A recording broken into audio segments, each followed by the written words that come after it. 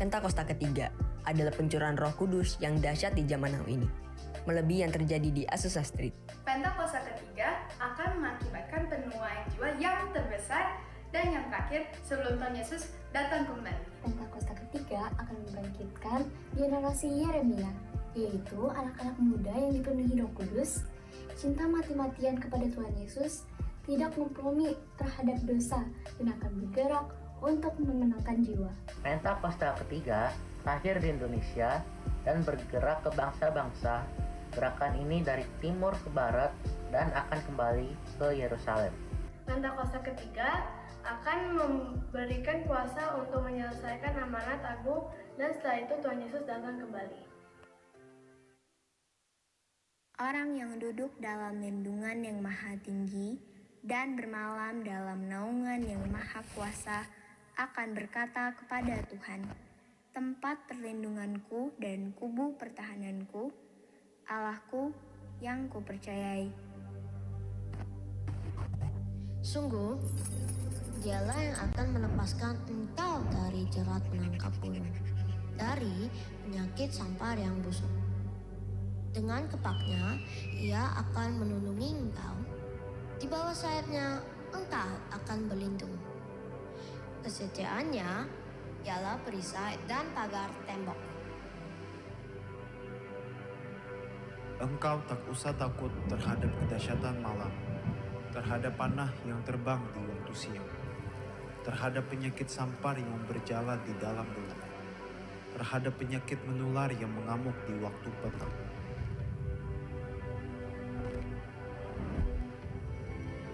Walau 1.000 orang rebah di sisimu dan 10.000 di sebelah kananmu, tetapi itu tidak akan menimpamu.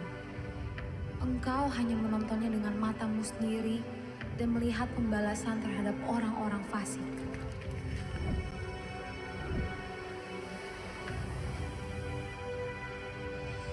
Sebab Tuhan ialah tempat perlindungan yang maha tinggi, telah kau buat tempat perteduhan. Malapetaka tidak akan menimpa kamu, dan tulah tidak akan mendekat kepada kemah. Sebab malaikat-malaikatnya akan diperintahkannya kepadamu untuk menjaga engkau di segala jalanmu. Mereka akan menatang engkau di atas tangannya, supaya kakimu jangan terantuk kepada batu.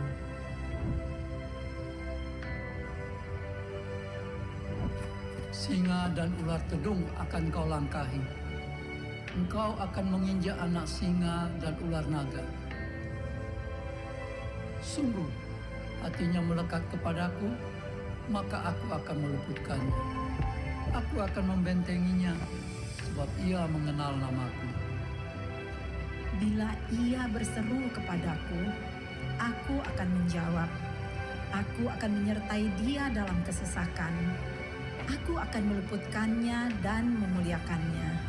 Dengan panjang umur akan kukenyangkan dia, dan akan kuperlihatkan kepadanya keselamatan daripadaku.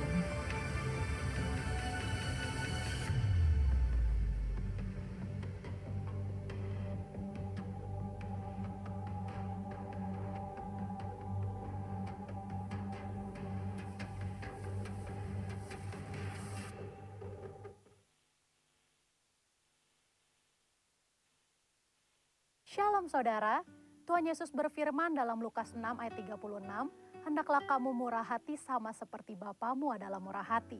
Dalam edisi Voice of Pentecost hari ini, kita akan membahas mengenai memberi dalam kemurahan hati.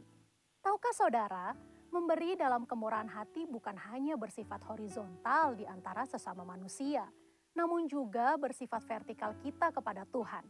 Pemberian secara vertikal ini bukan berarti secara literal memberikan langsung kepada Tuhan, melainkan melalui gereja sebagai wakil Tuhan yang merupakan institusi yang sah dan valid untuk mengelola segala bentuk persembahan jemaat yang mereka berikan sebagai persembahan kepada Tuhan, guna perluasan pekerjaan Tuhan dan kerajaannya di muka bumi.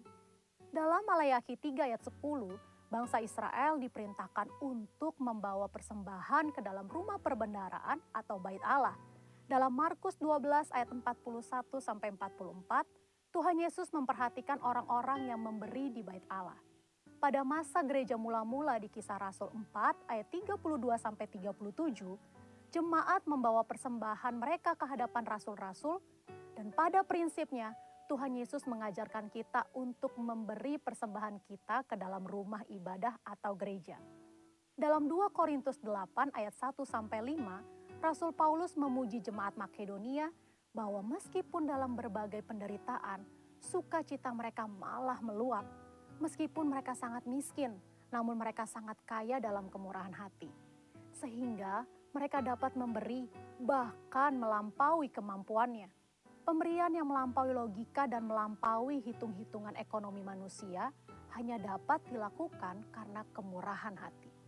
Kemurahan hati ini berasal dari pengenalan akan kasih karunia Tuhan, bahwa Ia yang oleh karena kita menjadi miskin, sekalipun Ia kaya, supaya kita menjadi kaya oleh karena kemiskinannya.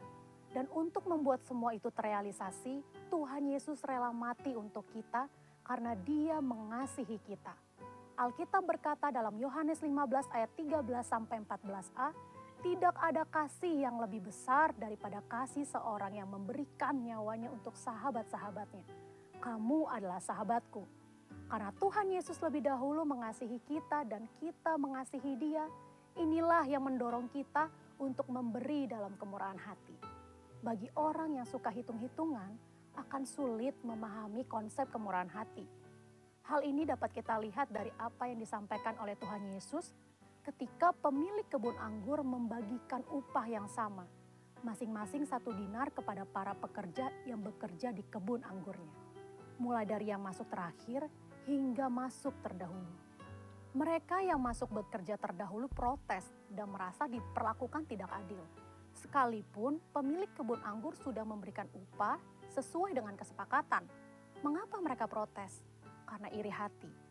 Mereka yang tidak memiliki kemurahan hati akan cenderung menjadi iri hati. Bagaimana dengan kita? Bukankah sama seperti jemaat Makedonia dan jemaat Korintus, kita juga telah mengenal kasih karunia Tuhan Yesus? Adakah pengenalan akan kasih karunia tersebut membuat kita menjadi kaya dalam kemurahan hati sehingga kita dapat memberi melampaui kemampuan, bahkan pemberian yang melampaui logika? Prinsip memberi dalam kemurahan hati seharusnya diterapkan dalam keseharian hidup suami istri dalam rumah tangga. Memberi dalam kemurahan hati dilandasi karena suami dan istri saling mengasihi, karena kasih Kristus telah mengikat mereka. Paulus dengan inspirasi Roh Kudus dalam Efesus 5 ayat 25 menyatakan, "Hai suami, kasihilah istrimu sebagaimana Kristus telah mengasihi jemaat dan telah menyerahkan dirinya baginya." Kalau dirinya sendiri saja rela diserahkan bagi istrinya, bukankah materi, harta, dan lain-lain sebenarnya menjadi hal yang terlalu kecil untuk diberikan?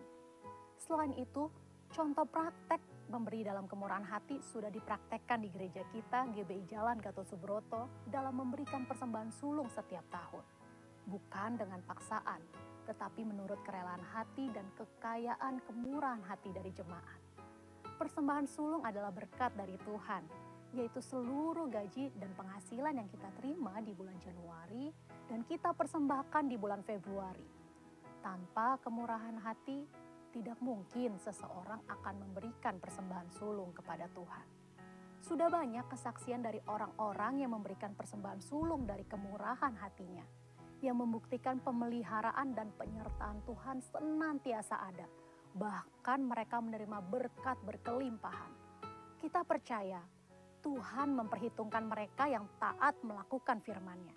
Memberikan persembahan sulung menjadikan kita pribadi-pribadi yang semakin diperkaya dalam kemurahan hati dan semakin merasakan kasih karunia Tuhan. Untuk penjelasan lebih lanjut dari tim teologi kami, saudara dapat scan QR Code yang tersedia. Selamat memberi dalam kemurahan hati dan Tuhan Yesus memberkati. Shalom Cross Center Bekasi. Wajah-wajah penuh sukacita, amin. Mari sama-sama kita bangkit berdiri. Kita mau memuji Tuhan, merayakan kebaikan Tuhan.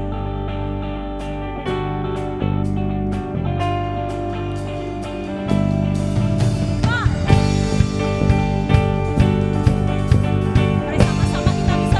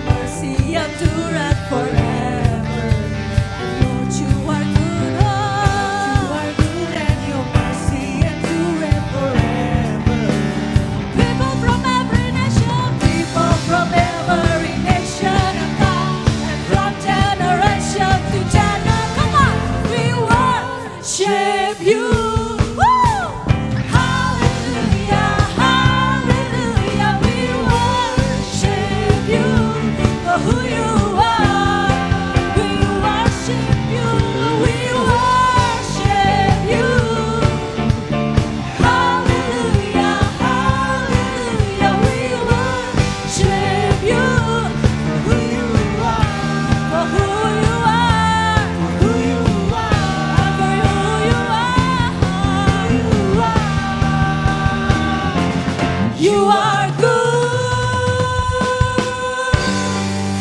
God is good. Haleluya. Mari sekali lagi berikan tepuk tangan yang paling meriah buat Tuhan Yesus. Kita mau terus memuji Tuhan sore hari ini. Kita mau menari karena kebaikan-Nya di hidup kita. Haleluya.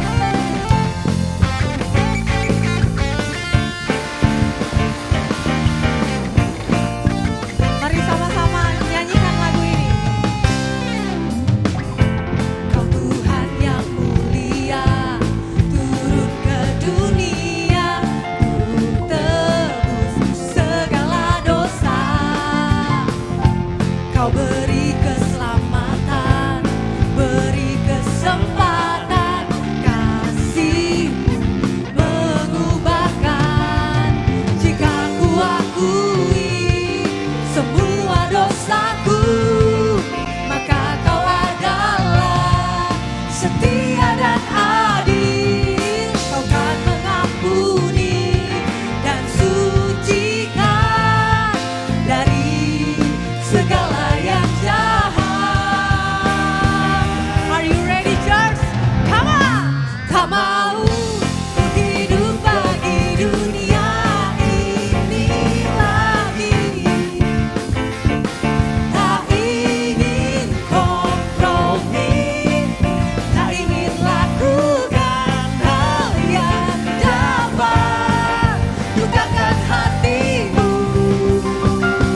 Tak mau ku hidup di luar tutur kata firman-Mu yang telah bebaskanku.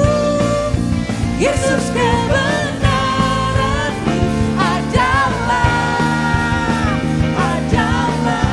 pilihanku. Mari menari lebih lagi buat Tuhan, kawan saudara.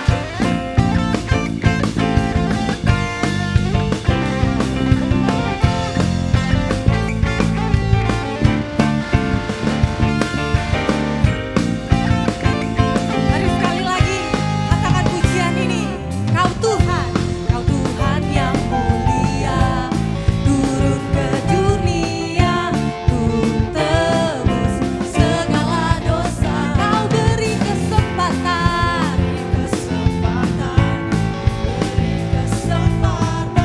kasih-Mu mengubahkan.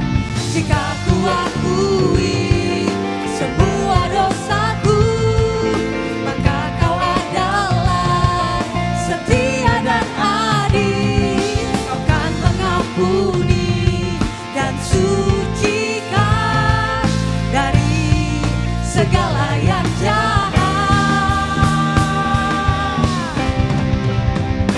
Tak mau ku hidup bagi dunia ini lagi. Tak ingin kompromi, tak ingin lakukan hal yang dapat lukakan hatimu. Tak mau ku hidup di luar tutur kata firman-Mu yang telah bebaskanku. Yesus, kebenaran-Mu adalah pilihanku. Mari Bapak Ibu, kita menari bersama-sama. Boleh ikutin saya? Yeay. Boleh dicolek kanan kirinya yang belum menari. Amin. Mari Grow Center, katakan sekali lagi. Tak mau ku hidup bagi dunia ini lagi. Tak ingin kompromi, tak ingin lakukan hal yang dapat lukakan hatimu. Tak mau ku hidup di luar tutur kata firman-Mu yang telah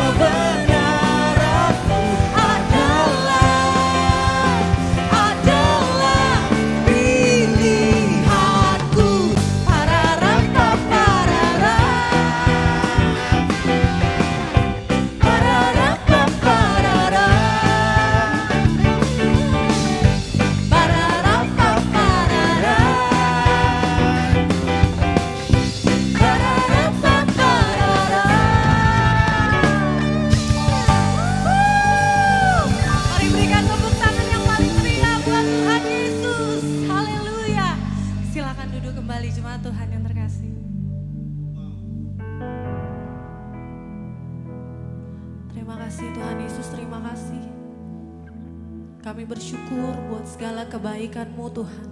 Di tahun 2022 Tuhan Yesus. Di bulan Januari di tahun 2023 ini. Kami masuk dengan ucapan syukur. Kami percaya bahwa Engkau Allah yang setia. Engkau Allah yang selalu ada bersama dengan kami. Terima kasih Yesus, terima kasih Tuhan. Yesus, Kau sungguh baik. Yesus, nama-Mu indah. Yesus, ku cinta Kau selalu. Ku tinggikan, ku agungkan selamanya. Yesus, Kau sungguh baik. Yesus, nama-Mu indah. Yesus, ku cinta Kau selalu. Ku tinggikan, ku agungkan selamanya. Ku mau memuji-Mu, ku selalu puji-Mu. Ku mau menyembah-Mu, ku selalu sembah-Mu. Kau yang layak terima semua pujian, kemuliaan hanya bagi Tuhan. Mari kasih tepuk tangan yang paling meriah buat Tuhan Yesus. Yesus, Kau sungguh baik. Yesus, nama-Mu indah. Yesus, ku cinta Kau selalu. Ku tinggikan, ku agungkan selamanya. Ku mau memuji-Mu, ku selalu puji-Mu.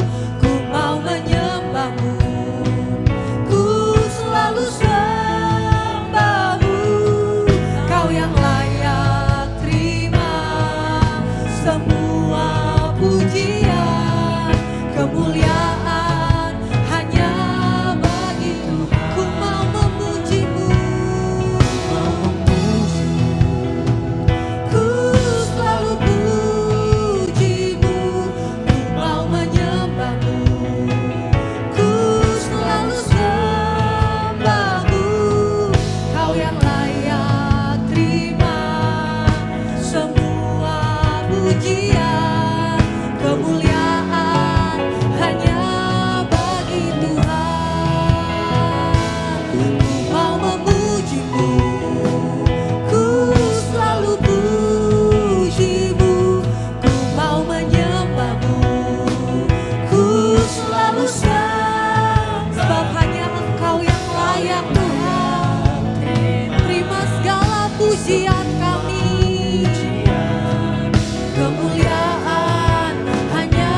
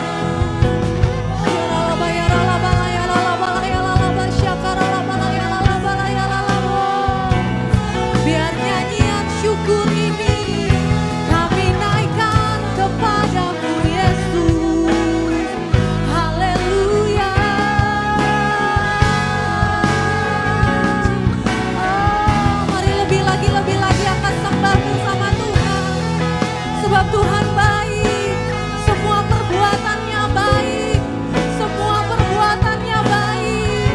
Mari sembah Tuhan, Engkau yang layak Tuhan Yesus. Kami persembahkan segala kemuliaan hanya bagimu, semua kemuliaan dan keagungan tertuju padamu, Tuhan dan Rajaku. Segenap jiwa dan nafasku menyembah Yesus yang hidup. Semua kemuliaan dan keagungan tertuju padamu, Tuhan dan Rajaku. Segenap jiwa dan nafasku menyembah Yesus yang hidup. Mari Grow Center, ku mau memujimu, ku selalu pujimu.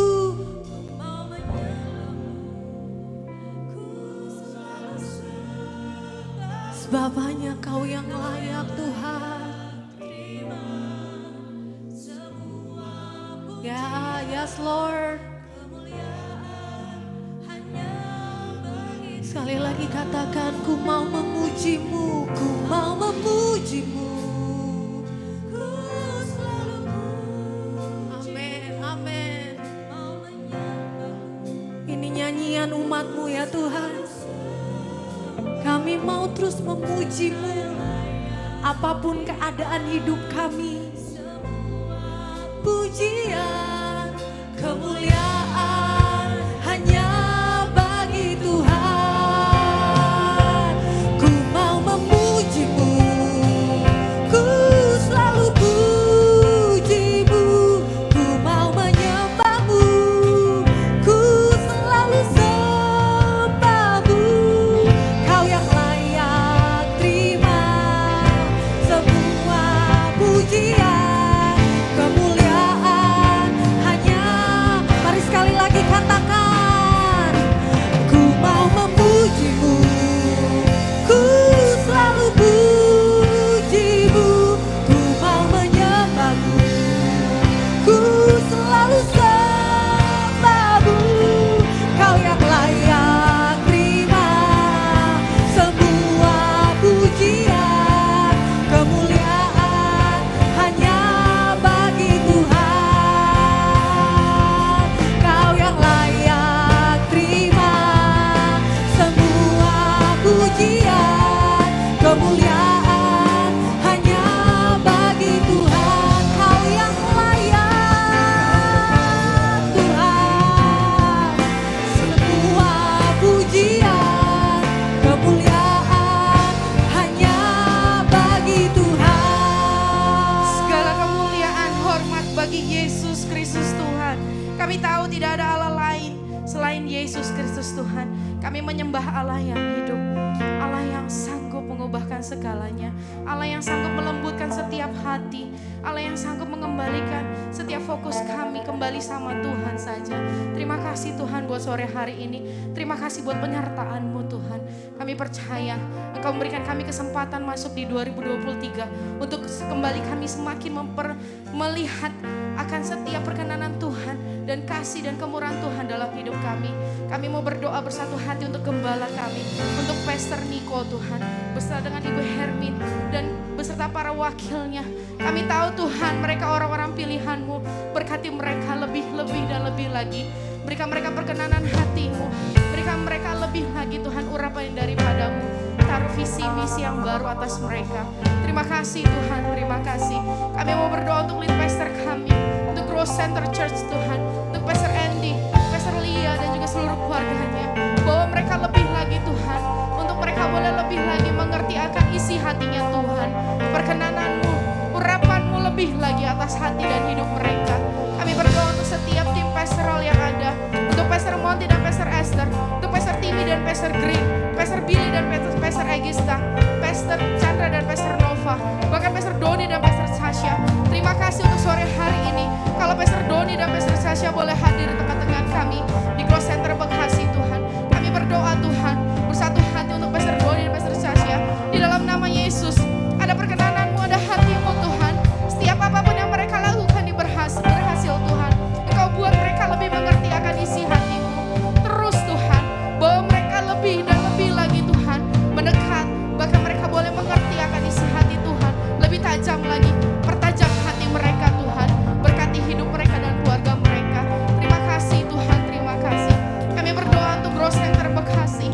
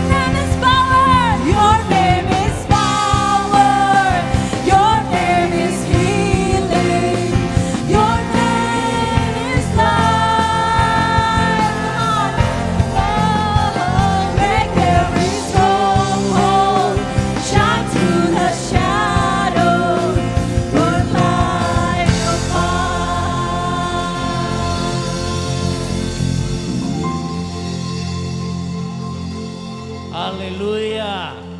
Silakan duduk Bapak Ibu Saudara. Wow, dahsyat banget. Thank you bro.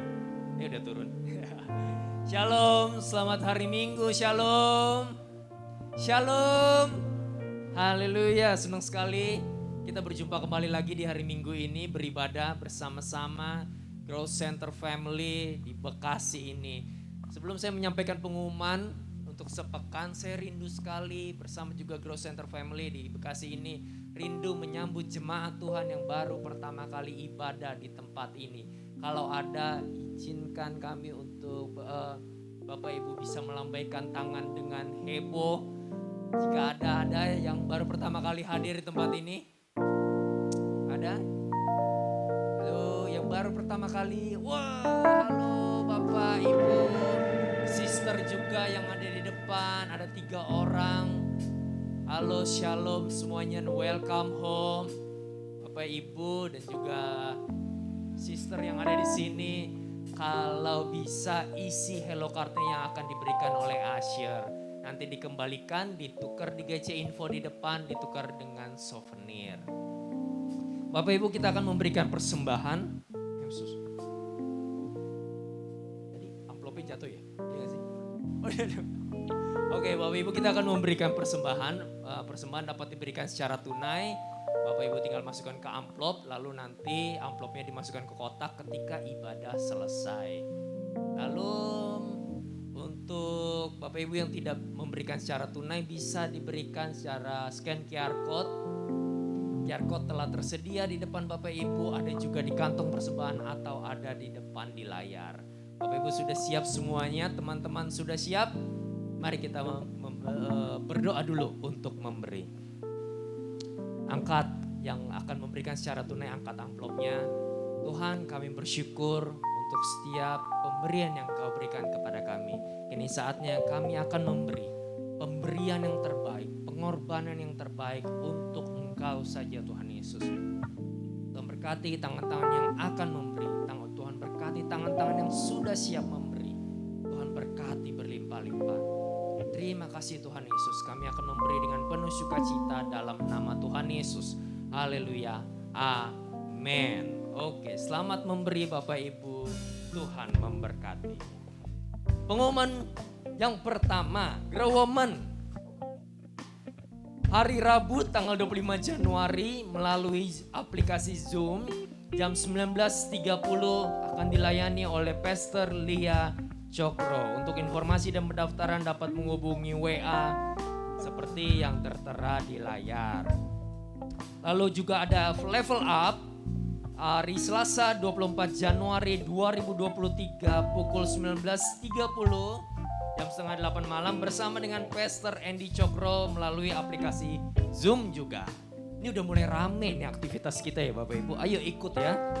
Lalu ada Grow Couple. Tadi udah Woman, lalu ada Level Up, sekarang ada Grow Couple. Nah, apakah ada di sini yang sering merasa tidak nyaman untuk berbicara dengan pasangan? Iya, yang udah berpasangan, come on. Atau sulit untuk menyampaikan isi hati kita, merasa malas berkomunikasi dengan pasangan karena ujung-ujungnya bertengkar. Nah, lo ada kayaknya yang senyum-senyum nih. Seberapa lama pun kita menikah, miskom tidak bisa dihindari. Karena itu yuk Grow Couples yang ada di Grow Center Family mengajak semua couples untuk bisa mengikuti AADC. Ada apa dengan communication kita? Acara akan diselenggarakan pada Sabtu 28 Januari pukul 19.30 melalui Zoom. Kita akan bersama-sama belajar cara membangun komunikasi yang baik, memahami pasangan kita, menyampaikan maksud hati tanpa menyakiti, dan masih banyak lagi. Jangan lewatkan stop learning, stop growing. Oke. Yang berikutnya akan dibuka kelas KOM 100 secara online. Secara online via Zoom sebagai berikut. Setiap hari Minggu mulai 5 Februari jam 2 siang. Bagi jemaat yang rindu untuk tetap belajar dapat mendaftarkan nama dan nomor WA seperti yang tertera di layar untuk mendapatkan link kelas. Lalu berikutnya akan dibuka kelas bimbingan pranikah yang udah mau merit siap-siap. GBI Gandaria City secara online yang diadakan seminggu sekali setiap hari Rabu mulai Rabu 1 Februari. Bagi pasangan yang akan menikah atau diteguhkan wajib mengikuti kelas BPN. Kelas BPN juga terbuka bagi pasangan-pasangan yang telah menikah yang rindu untuk belajar lebih lagi dan belum pernah mengikuti kelas BPN sebelumnya. Mami, kita ikut lagi? Enggak. Oke. Untuk informasi dan pendaftaran dapat menghubungi WA seperti yang tertera di layar. Setiap informasi rumah doa, Cool, Grow Children, dan informasi lainnya silakan update di Instagram @growcenterbekasi atau menghubungi GC Info meja yang ada di depan. Ibadah minggu depan masih tetap 2 kali. Mungkin udah nanya ya, kapan yang 3 kali gitu ya. Masih 2 kali dulu. Di tempat ini jam 10.30 yang disertai dengan Grow Children dan jam 4 sore seperti sekarang ini tanpa ada Grow Children. Terima kasih. Sekian pengumuman, Tuhan Yesus memberkati. Kasih tepuk tangan dong buat Bro Andrea. Koko Andrea, hari ini jadi Koko Andrea. Agak aneh juga sih ya. Koan. Ya, kenapa suasananya sore ini agak sendu ya? Apa belum pada dapat angpau? Siapa yang belum dapat angpau hari ini katakan Oke, banyak. Oke, tenang, hari ini pembicara hari ini akan membagikan begitu banyak angpau. Mari sama-sama kita boleh bangkit berdiri saudara, boleh bangkit berdiri semua. Ayo bangkit berdiri. Grow Center Bekasi selalu percaya, kalau nggak kenal tandanya nggak sayang. Sore hari ini sederhana aja. Hari ini sore ini kita akan salaman sama semua orang yang ada di ruangan ini dan berkata, selamat dapat angpau. Selamat dapat angpau. Dimulai dari sekarang. Ayo, happy Imlek Day yang di YouTube. Selamat Hari Imlek. Jogi. Come on, gak ada yang boleh gak salaman. Jumlahnya sangat banyak. Ayo yang hangat. Keluarin senyummu yang paling kuat. Keluar dari bangkunya. Wow. Boleh kenalan nama nggak? Wow. Sudah. Oke. Tadi kan kalimatnya kan keluarin angpaumu ya. Ternyata tahun ini belum ada yang ngasih uang sekelilingnya. Tahun depan, Imlek tahun depan, kita akan sama-sama bagi angpau dalam amplop yang kosong. Dan sore hari ini spesial banget. Kita akan dilayani oleh Pastor Doni. Tapi khusus untuk hari ini kita panggil beliau Koko Doni. Ya, dan Ko Doni hari ini akan share the word of God yang kuat banget tadi pagi. Yuk sama-sama kita sambut ya di rumah kita yuk. Come on Ko, God bless you. Haleluya. Udah ada air. Shalom semuanya, silahkan duduk. Oke. Enggak nyanyi kan?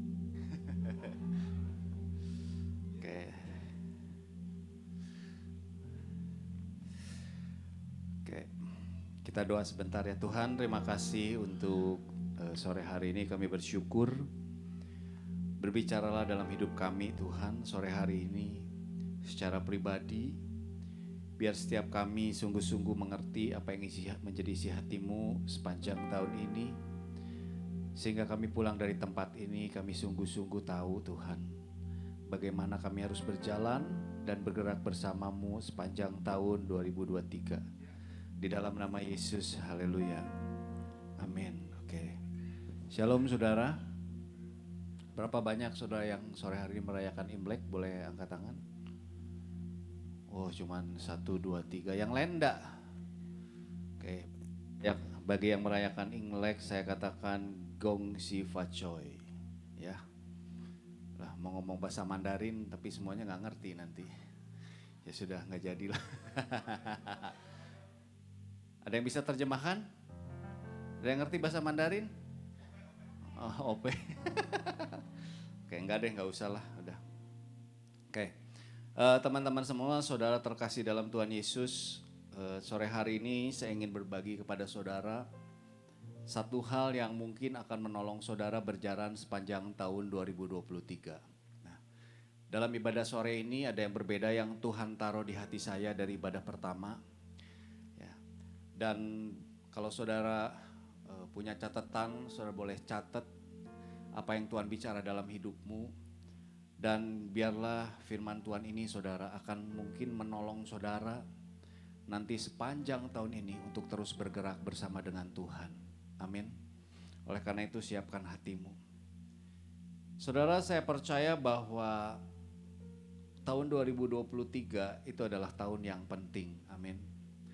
Tahun 2023 saya percaya itu adalah tahun yang signifikan di mana Tuhan itu akan membawa kita bergerak tuh dengan sangat cepat, saudara. Dan juga saya percaya tahun ini adalah tahun yang menentukan. Ya. Saya nggak tahu ini anak-anak muda banyakkan mengerti apa tidak, tapi buat banyak orang, saudara, buat para pembesar-pembesar di negeri ini, tahun ini adalah tahun yang sangat penting untuk memasuki tahun depan, saudara, kancah politik. Jadi mereka mempersiapkan sungguh-sungguh tahun ini supaya tahun depan itu akan keluar seperti apa. Nah, saudara harus mengerti bahwa apa yang terjadi di alam jasmani itu sebetulnya paralel dengan alam rohani, amin. Dan saya percaya saudara tahun ini juga adalah tahun yang penting bagi kita anak-anak Tuhan untuk mengerti kehendak Tuhan. Keputusan saudara tahun ini itu saudara akan menentukan di tahun 2024. Kalau saudara jemaat di tempat ini, saudara mendengarkan apa yang saya sampaikan saya lupa bulan apa, November apa Desember. Saya berbicara tentang tahun Pei Gimel. Pei Gimel salah satu artinya saudara bahwa tahun ini adalah tahun di mana yang sangat menentukan untuk di tahun 2024. Amin. Nah, saudara, saya tidak akan bahas itu, tapi saya ingin berbagi ini.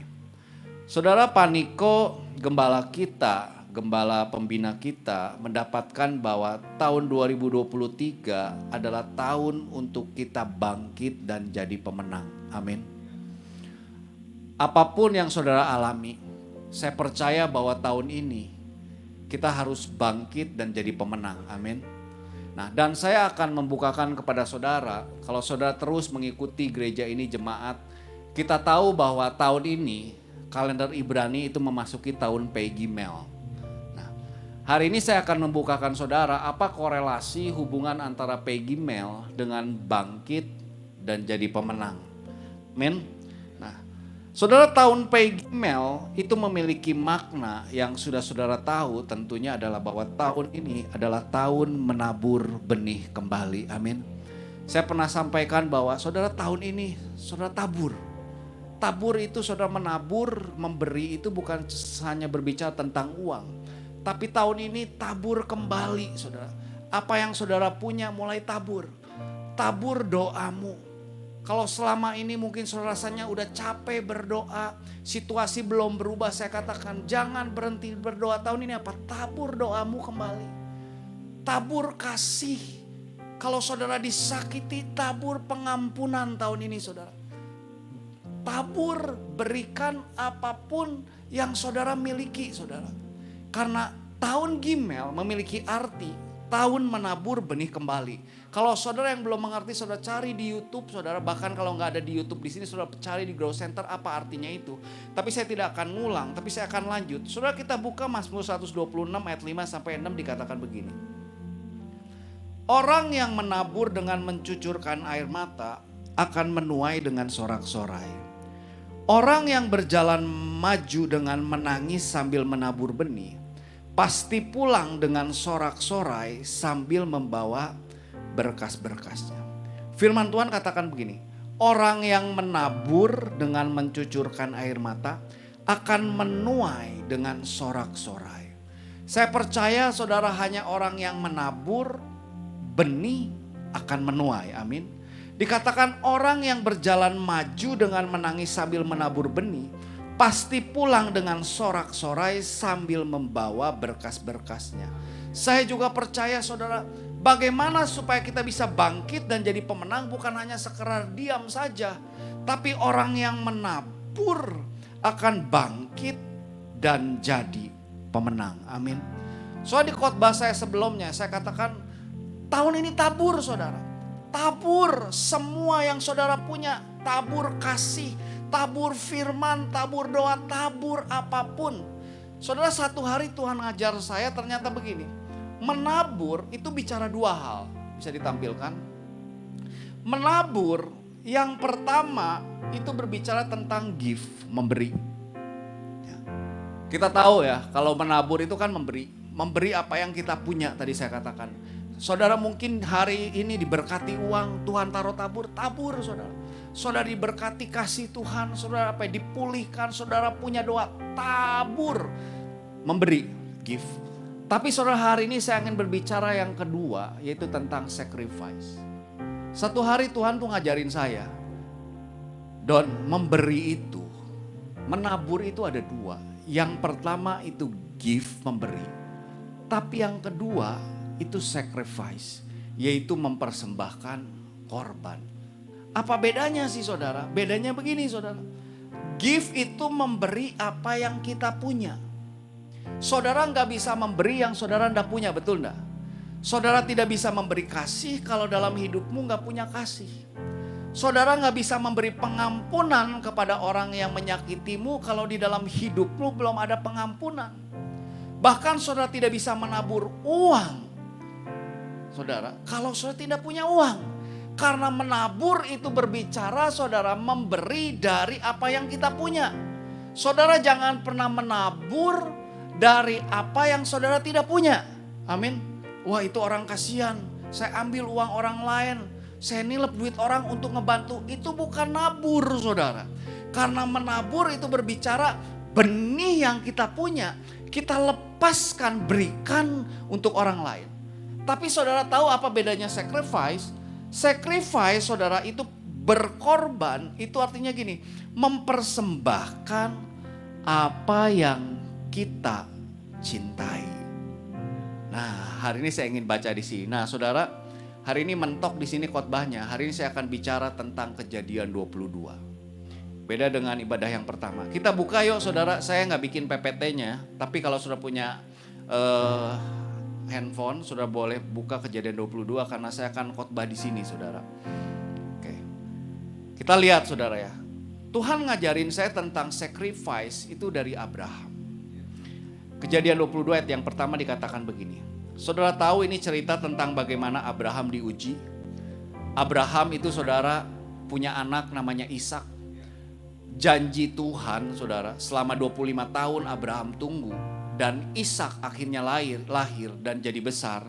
Dan saudara setelah Ishak jadi besar muncul ayat 20 pasal 22 ini. Kita baca yuk. Dikatakan begini. Setelah semuanya itu Allah mencoba Abraham. Jadi saudara Tuhan itu mencoba Abraham untuk meminta Ishak. Ayat ini dimulai dengan gini. Setelah semuanya itu. Kenapa ayat ini dimulai dengan setelah semuanya ini? Karena ayat ini ingin berbicara begini. Abraham diuji Tuhan itu bukan tiba-tiba. Dia kenal Tuhan langsung diuji, enggak. Tapi setelah Abraham melewati berbagai proses dan perjalanan hidup dengan Tuhan. Maka setelah itu Tuhan menguji Abraham. Setelah apa? Setelah Tuhan berjanji kepada Abraham. Saudara tahu satu hari Abraham tuh kan dipanggil Tuhan, Abraham keluar dari tanahmu. Lalu Abraham pergi, dia taat sama Tuhan. Lalu dia diberkati Tuhan. Lalu Abraham tuh bilang gini, Tuhan, buat apa sih aku jadi kaya? Buat apa aku diberkati? Karena semua berkat dan kekayaan yang aku miliki itu tidak akan diwariskan, tapi itu akan dimiliki oleh budak bahkan pembantuku. Lalu Tuhan ngomong, Abraham, itu tidak akan terjadi, tetapi anakmu yang akan menerima janji itu. Pada waktu terima janji itu usia Abraham 75 tahun. Dan saudara tahu waktu Tuhan sudah berjanji, Tuhan katakan aku akan membuat engkau menjadi bangsa yang besar. Seperti bintang di langit, seperti pasir di lautan. Saudara tahu dari Tuhan berbicara sampai janji itu Ishak lahir. Itu perlu 25 tahun. Jadi bayangkan. Alkitab menuliskan umur 100 tahun Abraham Ishak itu lahir. Setelah semuanya itu, setelah Abraham terima janji Tuhan, setelah Abraham selama 25 tahun mungkin jatuh bangun, saudara baca Alkitabnya, mungkin Abraham imannya luntur, saudara. Istrinya Sarah juga gak percaya, buktinya apa? Di tengah perjalanan 25 tahun ini saudara, Sarah nyodorin pembantunya. Udah gak mungkin deh gue bisa lahirin anak, umur gue udah tua begini, udah nenek-nenek, udah bangkotan gitu kan. Mana mungkin gue punya, udah lu salah dengar kali Abraham, nih pembantu gue, lu. Akhirnya saudara lahir Ismail. Setelah semuanya yang tadi saudara, setelah Abraham jatuh bangun dan sampai akhirnya Ishak lahir, saudara baca Kejadian 21 itu berbicara tentang bagaimana anaknya Ishak lahir. Setelah semuanya itu, setelah pengalaman Abraham dengan Tuhan, setelah Abraham kenal secara pribadi dengan Tuhan, setelah Abraham berjalan secara intim dengan Tuhan, maka firman Tuhan katakan apa saudara? Lalu Allah mencobai Abraham, ayat yang pertama. Tuhan berfirman kepadanya, Tuhan berfirman sama Abraham, Tuhan ngomong ini, Abraham, lalu sahutnya, ya Tuhan. Ayat yang kedua dikatakan ini firmannya, ambillah anakmu yang tunggal itu, yang engkau kasihi yakni Ishak, pergilah ke tanah Moria dan persembahkanlah dia di sana sebagai korban bakaran pada salah satu gunung yang akan kukatakan kepadamu. Tuhan bilang begini, ambil anakmu dan persembahkan. Nah, kata persembahkan ini saudara itu ditulis dengan kata sacrifice. Persembahkan anakmu sebagai korban. Dari ayat ini saudara, Tuhan bukakan sama saya ternyata begini. Saudara, kita bisa memberi banyak hal, betul saudara? Saya bisa kasih uang, kalau saya digerakkan Tuhan saya bisa nolong Pastor Julius. Saya bisa nolong siapa, si A, si B, si C. Itu memberi, saudara, betul?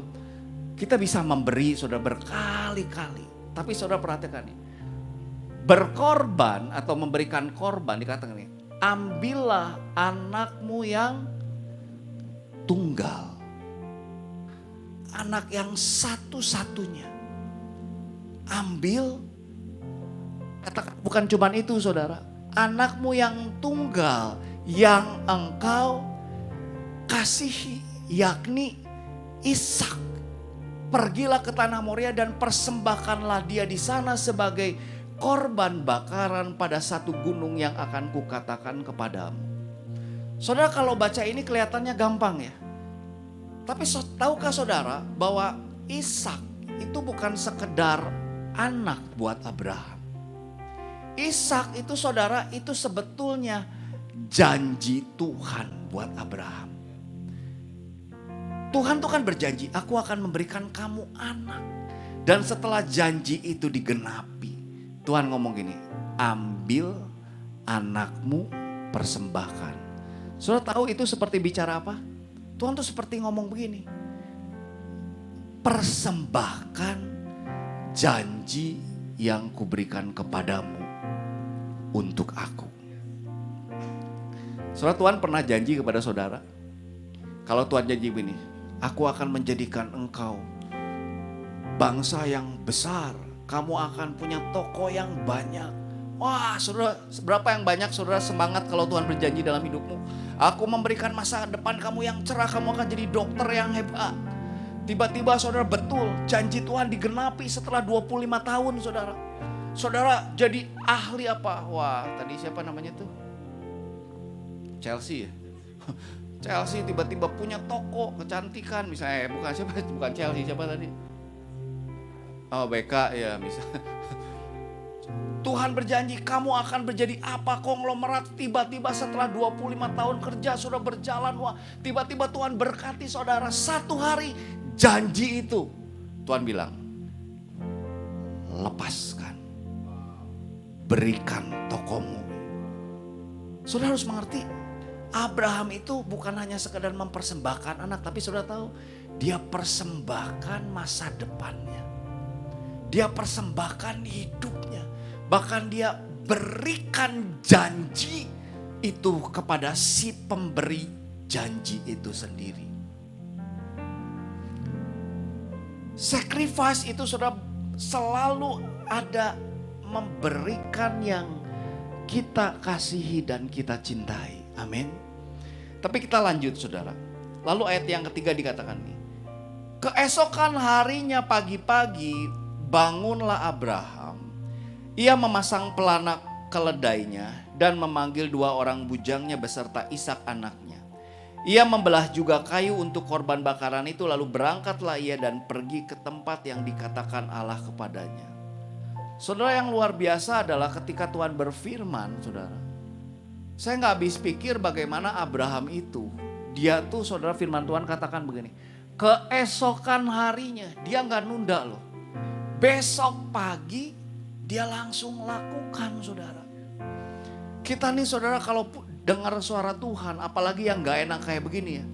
Gak ada tuh ayatnya lalu Abraham berdoa puasa 40 hari 40 malam. Dia menantikan tanda guntur turun di tengah-tengah. Dia menantikan tanda ada nabi yang datang berkata, Abraham itu benar suara Tuhan. Enggak. Abraham gak pakai nanya Tuhan, Abraham gak minta konfirmasi firman Tuhan, katakan gini. Keesokan harinya, besok ini ketaatan saudara. Saya mau katakan tahun ini adalah tahun di mana saudara harus berjalan dengan akurat dengan Tuhan. Tahun ini jangan bantah-bantahan sama Tuhan, amin. Kalau Tuhan sudah bicara dalam hidupmu, lakukan itu teman-teman. Dan dikatakan saudara bukan hanya keesokan hari, tapi dikatakan ini, pagi-pagi bangunlah Abraham. Ia memasang pelana keledainya. Saudara, bukan cuman besoknya, tapi firman Tuhan katakan apa? Pagi-pagi. Saudara, ini penting dengar saudara. Hari ini saudara yang sedang lakukan apapun dalam hidupmu. Kenapa Abraham itu saudara? Abraham keesokan harinya dia langsung saudara. Itu berbicara ketaatan, betul? Tapi saudara ada ayat ditambah gini. Pagi-pagi bangunlah dia. Bukan besok siang-siang, bukan besok sore-sore, bukan besok malam-malam, tapi besok pagi-pagi. Ini bicara apa? Besok pagi itu bicara dia taat sama Tuhan. Tapi kenapa dia bangun pagi-pagi? Karena begini, dia melakukan segala sesuatu dengan passion. Dia taat tapi punya passion juga. Sehingga dia esok hari bangun dan pagi-pagi dia langsung. Kita nih kan beda. Kadang-kadang kita taat tapi nggak ada passionnya. Taat sih tapi ya udahlah. Kalau Tuhan mau begini, udahlah. Daripada gue dihukum, ya udahlah. Memang udah beginilah. Saya mah pelayan Tuhan. Udahlah. Memang saya minggu harus khotbah ya. Memang gue pendeta gitu kan. Ya udahlah. Gue tiap minggu memang kalau misalnya jadwal, gue harus berdiri di tempat ini. Pertanyaannya saudara, ketika hari ini saudara melakukan apapun dalam hidupmu, saudara mungkin taat sama Tuhan. Tapi masih adakah gelora, passion, cinta, api itu di sini? Saudara dengar, penting di tahun 2023 ini saudara bukan hanya taat sama Tuhan, tapi harus taat plus passion. Saudara lakukan dengan gelora cintamu. Saudara lakukan dengan semangat. Saudara lakukan dengan apa? Dengan sungguh-sungguh. Makanya Abraham itu dia besok hari saudara dan pagi-pagi bangun saudara. Artinya apa? Dia taat dan dia lakukan apa yang Tuhan mau dengan apa? Dengan passion. Amin. Ayat 4 saudara kita lihat dulu ya. Sebenarnya bukan ini yang saya pengen bagikan. Ketika pada hari yang ketiga Abraham melayangkan pandangnya, kelihatan kepadanya tempat itu dari jauh. Kata Abraham kepada 2 bujangnya, tinggallah kamu di sini dengan keledai ini. Aku beserta anak ini akan pergi ke sana. Kami akan sembahyang, sesudah itu kami kembali kepadamu. Perhatikan ayat 6. Lalu Abraham mengambil kayu untuk korban bakaran itu dan memikulnya ke atas bahu Ishak, anaknya yang sedang di tangannya di bawah api dan pisau. Demikian keduanya berjalan bersama. Nah saudara perhatikan, sebenarnya inti yang saya ingin bagikan pada saudara ini yang ketujuh nih. Lalu bangunlah Ishak kepada Abraham. Ayahnya dikatakan nih, Bapa, sahut Abraham, ya anakku. Bertanyalah Ishak saudara, di sini sudah ada api dan kayu. Tetapi di manakah anak domba untuk korban bakaran itu? Sahut Abraham, Allah yang akan menyediakan anak domba untuk korban bakaran baginya anakku, demikianlah keduanya berjalan bersama-sama. Stop. Saya mau mengajak saudara pelan-pelan ya. Kita kan selalu bahas Abraham. Hari ini saya mau bahas Ishak. Saudara, beberapa ahli Alkitab, beberapa teolog saudara, mengesimpulkan bahwa usia Ishak pada waktu dikorbankan itu 33 tahun. Kenapa mereka berpendapat seperti itu? Karena Abraham mempersembahkan Ishak itu melambangkan Bapa di sorga mempersembahkan Yesus. Makanya mereka berani membuat kesimpulan bahwa usia Ishak pada waktu itu 33 tahun. Nah, saya mau nanya begini. Apa yang membuat seorang umur 33 tahun bukan anak kecil? Dia nanya. Dia kan mau mempersembahkan korban. Ishak tuh nanya sama Abraham begini saudara. Bapak, ini udah ada api. Ini udah ada kayu. Tapi di mana anak domba untuk korban bakaran itu? Saya mau tanya, apakah Ishak tuh begitu bego? Dia tuh berpikiran sempit sehingga dia tuh berpikir gini.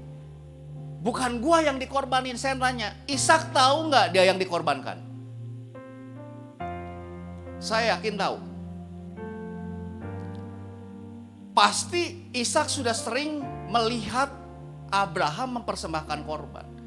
Dan selalu waktu mempersembahkan korban, selalu ada hewan, ada binatang yang dipersembahkan. Tapi kali itu ndak ada. Saya mau tanya, kira-kira menurut saudara, Ishak tahu nggak sih dia tuh yang mau dikorbankan? Saya sih yakin ya, Ishak tuh tahu. Tapi saudara pernah nggak berpikir, apa sih yang membuat Ishak, dia tuh tetap naik loh sama papanya? Coba. Apa sih? Kita kan selalu bilang ya, kita kan selalu berpikir, wah Abraham hebat nih. Dia berani persembahkan Ishak. Saudara pernah pikir gak? Saya bilang Ishak juga hebat loh. Waktu dia tahu mau dipersembahkan ya, nggak ada tuh ayatnya. Lalu Ishak lari dikejar Abraham kabur-kaburan gitu kan. Kenapa? Papa, jangan korbankan aku. Papa, tolong. Papa nggak sayang sama aku. Nggak ada ayatnya begitu. Firman Tuhan bilang gini, Ishak jalan loh. Saudara pernah nanya nggak? Saya tuh bertahun-tahun nanya sama Tuhan. Apa sih Tuhan yang membuat Ishak tuh ketika gini loh, dia nanya. Yang tadi dia bilang Allah menyediakan. Saya yakin Ishak tuh tahu, wah gua nih jadi korban nih. Tapi yang jadi pertanyaan saya nih, apa sih yang buat Ishak itu dia tetap naik? Saudara waktu tadi berdiri, Tuhan tuh bukakan sama saya, ini yang saya bagikan, ingin bagikan sama saudara. Coba pelan-pelan ya, saya cerita.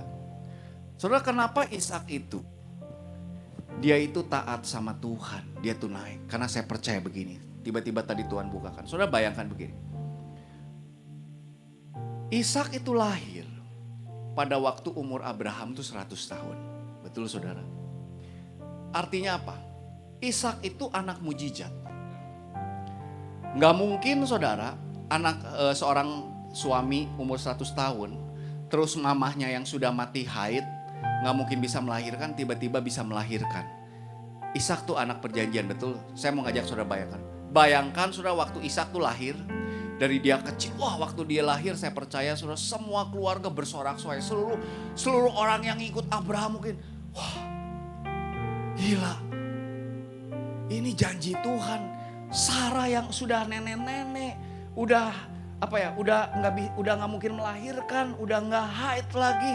Tiba-tiba bisa melahirkan. Wah saya percaya saudara semua bangsa Israel melongo. Wow, Allah Israel, Jehovah waktu belum Israel. Itu luar biasa. Betul saudara, saya yakin. Dan saya yakin begini saudara. Dari dia kecil kemudian kan bertumbuh tuh. Saya yakin Ishak itu pernah dengar. Ishak pasti diceritain. Ishak. Baik dari orang tuanya maupun dari orang-orang di sekelilingnya. Saya yakin Ishak tuh pernah dengar gini. Ishak, kamu tahu enggak? Kamu nih manusia, kamu nih gak mungkin lahir. Lu lihat tuh kakek-kakek yang umur 100 tahun tuh yang ada di kelompok kita nih, di lingkungan kita. Mana mungkin coba mama kamu yang udah umurnya 90 begitu, masih bisa lahir anak. Itu tuh gak mungkin, kamu tuh udah gak mungkin lagi lahir kalau bukan Tuhan. Saya yakin Ishak denger itu. Saudara setuju? Saya yakin dari kecil tuh pasti orang tuh bilang, Ishak kamu nih anak perjanjian.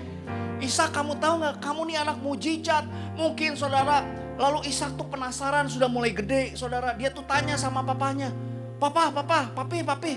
Orang tuh pada bilang sama aku nih anak perjanjian, sebenarnya apa sih? Saya percaya saudara, Abraham, Sarah, orang-orangnya mulai cerita. Abraham cerita bagaimana dia dipanggil keluar. Bagaimana saya yakin saudara Tuhan itu bicara sama Abraham. Saya yakin Ishak tuh denger. Saudara saya yakin dari kecil sampai Ishak itu besar. Ishak itu tahu bahwa dia adalah janji Tuhan. Betul? Saya yakin loh. Dia pasti denger berkali-kali mungkin sampai bosan saudara. Dia lihat mujizat, dia tahu bahwa dia hidup mujizat. Dan yang luar biasa saudara, saya yakin kenapa Ishak pada waktu naik ke atas gunung gak ada korban saudara. Dia tetap taat karena dia tahu dia anak perjanjian. Dan dia percaya kalau dia adalah anak perjanjian dan tidak mungkin janji Tuhan diingkari. Saudara nangkap gak maksudnya? Jadi saya yakin pada waktu dia naik dia tahu. Dia ngomong ini, Tuhan, gak ada di Alkitab ini bahasa saya. Tuhan, aku nih ada karena janji Tuhan.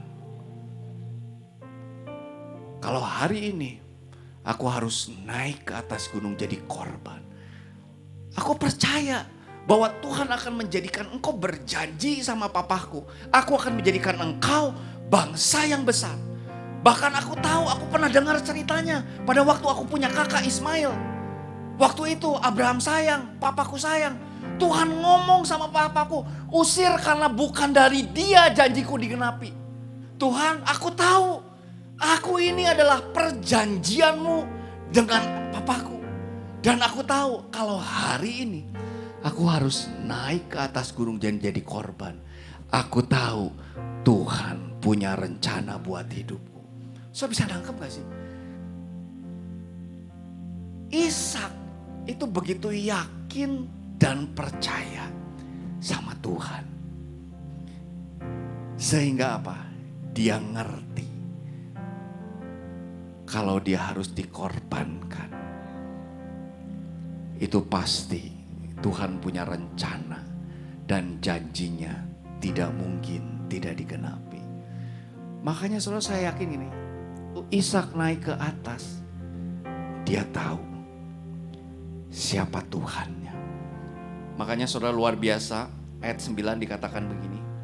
Sampailah mereka ke tempat yang dikatakan Allah kepadanya. Lalu Abraham mendirikan mezbah, di situ disusunlah kayu. Diikatlah Ishak. Ini umur 33 tahun saudara. Diikat, dia gak ngelawan. Anaknya itu dan diletakkan di mezbah itu di atas kayu api. Saudara pernah bayangkan gak bagaimana perasaannya? Saudara jangan dipikir Ishak tuh robot, enggak. Waktu dia diikat, dia ditaruh di atas mezbah. Saya percaya ini yang dikatakan Ishak. Tuhan, Engkau yang berjanji. Kalau Engkau yang berjanji, Engkau yang menggenapi. Kalau hari ini aku ada di altar ini untuk dijadikan korban persembahan bagimu. Aku adalah milikmu, bukan milik papaku. Makanya itu saudara saya percaya itu yang membuat Ishak. Dia tetap ada di altar itu. Saudara bisa, saya terbatas saudara untuk mengungkapkan ini dengan kata-kata. Saya berdoa biar Roh Kudus berbicara dalam hidup saudara masing-masing. Saudara, Ishak ini saya pikir ya ini luar biasa ya ini orang gitu. Luar biasanya apa? Dia begitu percaya sama Tuhannya. Dia begitu percaya sama janjinya. Dia bukan melihat keadaan yang dia alami. Dia bukan melihat sekeliling yang terjadi dalam hidupnya. Tapi dia melihat Tuhan yang ada di dalam hidupnya. Sehingga waktu dia ada di altar saudara.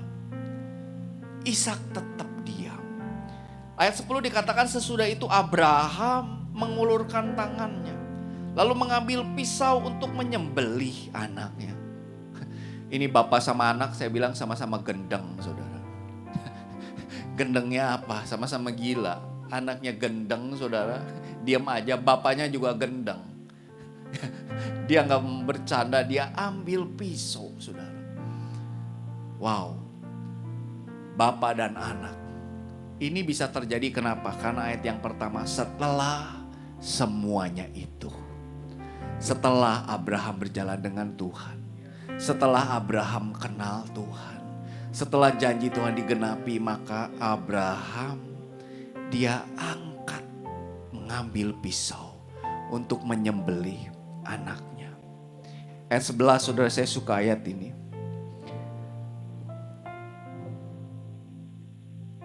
Tetapi berserulah malaikat Tuhan dari langit kepadanya. Dikatakan begini. Abraham, Abraham. Sautnya, ya Tuhan. Lalu saudara, Tuhan berfirman, dikatakan begini. Jangan bunuh anak itu dan jangan kau apa-apakan dia. Sebab telah kuketahui sekarang bahwa engkau takut akan Tuhan. Dan engkau tidak segan-segan untuk menyerahkan anakmu yang tunggal kepadaku. Saudara, tahun ini saya mau katakan hiduplah dengan takut akan Tuhan. Amin.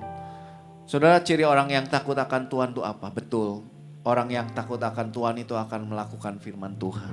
Orang yang takut akan Tuhan itu akan hidup kudus. Dia menjauhi dosa, bertobat. Tapi saudara, Tuhan itu membukakan hal yang baru sama saya. Ternyata gini, orang yang takut akan Tuhan itu adalah orang yang berani menyerahkan apa yang dia cintai untuk Tuhan. Saudara dengar, ini banyak anak-anak muda di tempat ini. Saudara, saya punya anak juga hari ini usia remaja. Saya tahu seusia-usia kalian tuh punya mimpi. Kalian tuh punya cita-cita. Kalian tuh punya keinginan ke depan tuh seperti apa. Kalian punya mimpi. Tapi hari ini saya mau menantang saudara. Beranikah kamu menukar mimpimu dengan mimpi Tuhan? Beranikah kamu menukar cita-citamu dengan rencana Tuhan dalam hidupmu? Mungkin kamu sudah berjuang. Ya. Dari awal kamu lakukan segala hal. Kamu lakukan segala sesuatu. Dan hari ini kamu bisa ada di tempat ini. Mungkin karena kamu sudah berjuang begitu lama. Tapi beranikah kamu ketika satu hari Tuhan katakan, nak, maukah kamu tukar masa depanmu dengan rancanganku? Maukah kamu menukar mimpimu dengan mimpiku? Beranikah saudara menukar apa yang kamu miliki sekarang dengan Tuhan sendiri? Dan saudara, dari ayat ini kemudian saya mengerti bahwa ciri orang yang takut akan Tuhan adalah orang yang berani menyerahkan apa yang dia cintai untuk Tuhan. Amin. Saya akan membawa saudara, yuk kita lihat, yuk lanjut. Ayat 13. Lalu Abraham menoleh dan melihat seekor domba jantan di belakangnya yang tanduknya tersangkut dalam belukar. Allah mengambil domba itu, Abraham mengambil domba itu lalu mengorbankannya sebagai korban bakaran ganti anak. Dan Abraham menaimai tempat itu, Tuhan menyediakan. Kata Jehovah Jireh pertama kali dalam Alkitab, itu ada di tempat ini. Saudara, maaf ya, kita selalu berkata mengklaim Allah kita adalah Allah yang menyediakan. Saya harus bilang begini, tanpa sacrifice Jehovah Jireh itu tidak akan pernah terjadi dalam hidup kita, betul. Kalau kamu berani menukar rencanamu dengan Tuhan, maka akan ada Jehovah Jireh dalam hidupmu. Kalau kamu berani menukar mimpimu dengan rencana Tuhan, akan ada Jehovah Jireh, Allah yang menyediakan dalam hidupmu. Lanjut, dikatakan begini. Dan Abraham menaiki tempat itu, Tuhan menyediakan, sebab itu sampai sekarang dikatakan orang itu di atas gunung Tuhan akan disediakan. Untuk kedua kalinya berserulah malaikat Tuhan dari langit kepada Abraham. Katanya, saudara perhatikan ya, ini yang saya ingin bagikan nih kepada generasi muda, dengar. Ini penting, ayat 16. Katanya, Tuhan ngomong gini, aku bersumpah demi diriku sendiri, demikianlah firman Tuhan. Karena engkau telah berbuat demikian dan engkau tidak segan-segan untuk menyerahkan anakmu yang tunggal kepadaku, maka aku akan memberkati engkau berlimpah-limpah dan membuat keturunanmu sangat banyak seperti bintang di langit dan seperti pasir di tepi laut, dan keturunanmu itu akan menduduki kota-kota musuh. Oleh karena keturunanmu lah semua bangsa di bumi akan mendapat berkat karena engkau mendengarkan firman-Ku. Kemudian kembalilah Abraham kepada kedua bujangnya dan mereka bersama-sama berangkat ke Beersheba. Dan Abraham tinggal di Beersheba. Saudara perhatikan ayat 16, dikatakan begini. Katanya, aku bersumpah demi diriku sendiri. Saudara, saya mau ngajak saudara melihat gini. Saudara nanti baca Alkitab ya, saya gak akan bisa bukakan ayatnya terlalu lama. Tuhan itu kan berkali-kali berjanji sama Abraham, betul? Aku akan menjadikan engkau bangsa yang besar. Aku akan menjadikan engkau seperti bintang di langit, seperti pasir di lautan. Saudara tahu ceritanya? Saudara dengar. Setiap perjanjian selalu ada syarat, betul?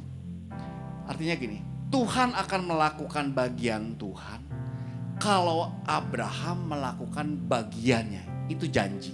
Amin saudara. Tapi saudara, karena Abraham itu dia rela mempersembahkan.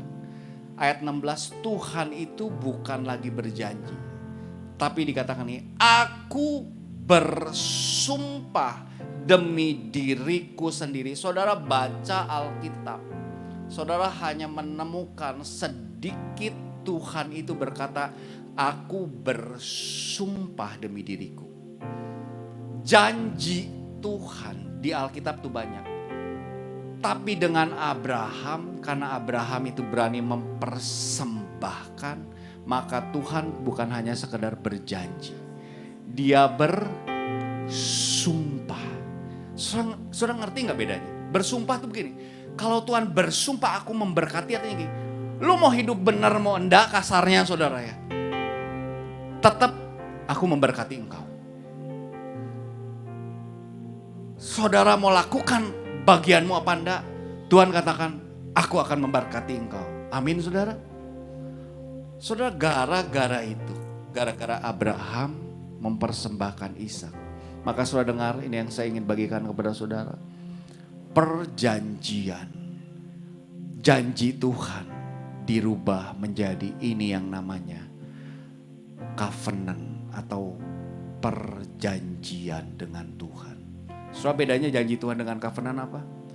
Covenant itu bicara kalau janji itu ada dua pihak. Tapi covenant itu perjanjian itu mengikat seumur hidup bahkan di keturunan berikutnya. Makanya kalau saudara lihat hari ini sampai hari ini orang-orang hebat di dunia itu orang-orang apa saudara? Orang-orang Yahudi. Amin. Udah beribu-ribu tahun. Kenapa? Gara-gara ada satu orang Abraham. Dia berani mempersembahkan. Saudara dengar. Ini yang saya ingin bagikan. Saudara tahun 2023. Orang bilang suram. Orang bilang sulit. Apa sih yang membuat orang Kristen ngalamin kesulitan enggak? Ngalamin. Jangan saudara berpikir kita nih anti, saudara kita waduh kebal. Enggak, kita ngalamin. Tapi apa yang membedakan orang Kristen bisa berdiri? Ketika orang-orang Kristen punya namanya perjanjian, covenant dengan Tuhan. Dan perjanjian itu terjadi saudara ketika apa? Makanya saudara kenapa tahun ini menabur? Bukan hanya sekedar memberi, tapi berani gak saudara melepaskan apa yang saudara cintai? Saya gak tahu apa. Saudara doa sama Tuhan. Kalau mungkin Ada sesuatu yang kamu cintai, masa depanmu. Mungkin hatimu yang pahit, kekecewaanmu kepada papa. Mungkin itu seperti apa ya, yang saudara terus pegang. Saudara cinta itu bukan hanya sekedar arti positif. Ada orang begitu cintanya sama hatinya yang pahit. Ada orang yang begitu cintanya saudara sampai gak mau melepaskan terhadap apa, kekecewaannya saudara. Berani gak tahun ini apa? Lepaskan, berikan sama Tuhan sebagai korban bakaran di hadapan. Kenapa? Karena Tuhan kita adalah Allah yang setia. Amin. Dan saya percaya saudara, kalau saudara tahun ini taat sama Tuhan, lakukan apa yang menjadi setuan, jangan bantah-bantahan sama Tuhan, maka tahun ini saudara akan bangkit dan keluar jadi pemenang. Amin. Mari bangkit berdiri yuk.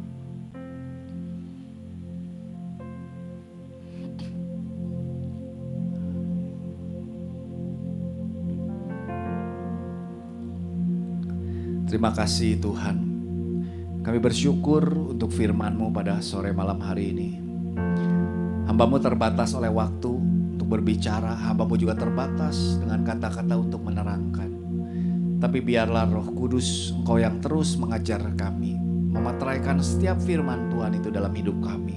Sehingga kami bisa mengerti dan memahami melebihi kemampuan pikiran kami mengerti.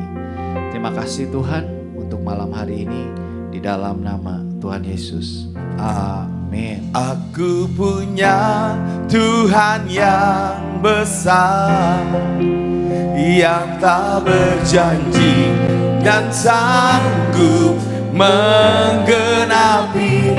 Imanku bersepakat percaya kuasanya. Ku terima sekarang kemenangan darimu.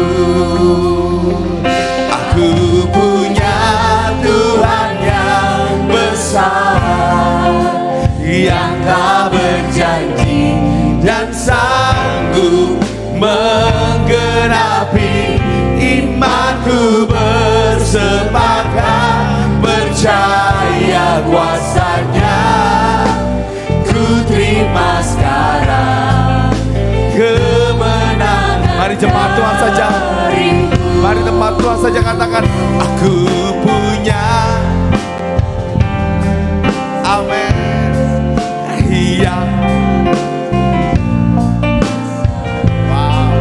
menggenap imanku.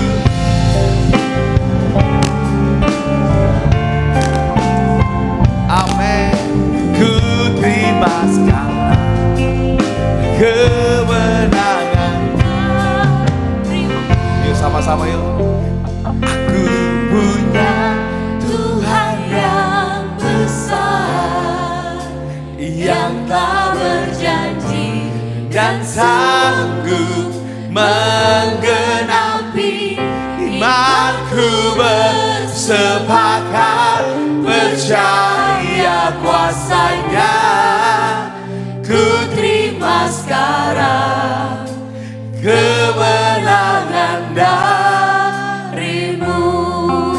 Bapak, kami sepakat sama-sama punya iman yang besar untuk setiap hari diberikan kekuatan, damai sejahtera segala dan sukacita dalam segala hal.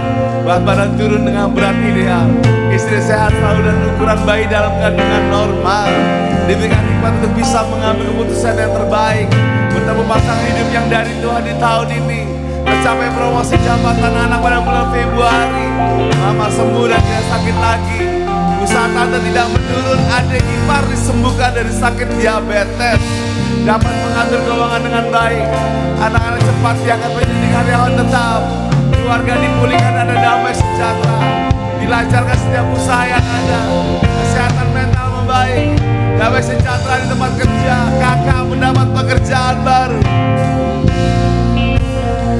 Dan inilah doa-doa yang dijawab Tuhan. Terima kasih ya Abah, kami bersyukur diberi kekuatan dalam pekerjaan. Puji Tuhan, ada penawaran kerja di beberapa perusahaan. Wow, thank you God. Puji Tuhan untuk anak-anak bisa kumpul di rumah dengan selamat.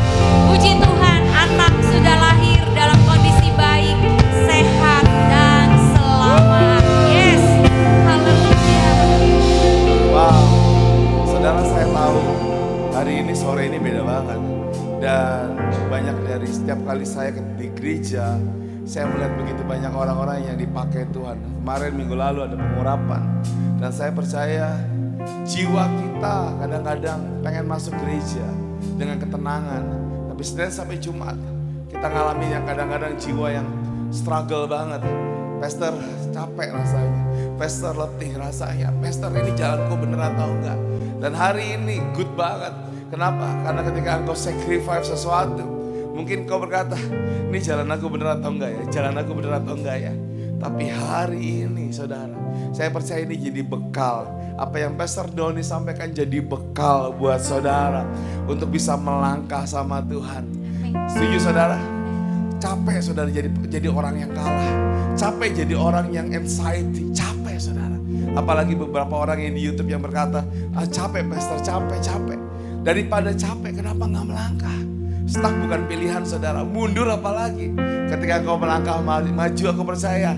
Aku punya Tuhan yang besar, yang telah berjanji dan sanggup menggenapi imanku bersepakat. Ayo dengan iman, ayo dengan iman katakan, ku terima sekarang. Amin. Ayo dengan iman, ayo Bekasi. Say, aku punya Tuhan yang besar, yang telah berjanji dan amin, menggenapi imanku bersepakat, percaya kuasanya. Ku terima sekarang kemenangan. Ayo yang pria saja yuk, yang pria saja. Yang pria katakan, aku punya Tuhan yang besar, yang telah berjanji dan sanggup menggenapi imanku bersepakat, percaya kuasanya. Ku terima sekarang kemenangan dan bersama-sama. Aku